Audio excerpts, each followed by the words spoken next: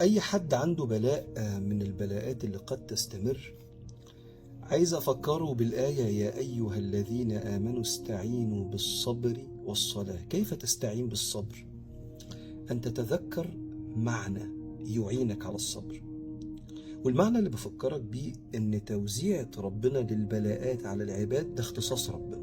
هذه التوزيعة هي فعل الله. وقد يكون البلاء في بعض الأوقات بما يراه العبد فيه أذى، وقد يكون بالعطاء: ونبلوكم بالشر والخير فتنة وإليه ترجعون.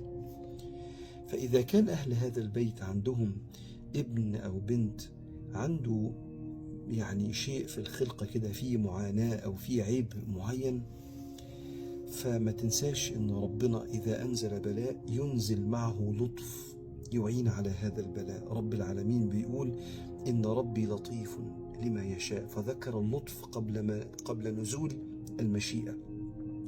وهو اختبار الحقيقة للمريض أو لصاحب هذا التحدي وهذا العيب، واختبار للي حواليه من أهله اللي هيرعوه طول العمر. والإعانة بتنزل من ربنا. وبفكر حضراتكم بحديث النبي صلى الله عليه وسلم اللي رواه الإمام الطبراني: يود أهل العافية يوم القيامة حين يعطى أهل البلاء الثواب لو أن جلودهم كانت تقرض بالمقاريض. يتمنوا لو يرجعوا الدنيا وجلودهم تقرض بالحديد كده، فيبقوا من أهل البلاء لما يروا من تحقق الآية: إنما يوفى الصابرون أجرهم بغير حساب، يصب عليهم الخير بغير حساب.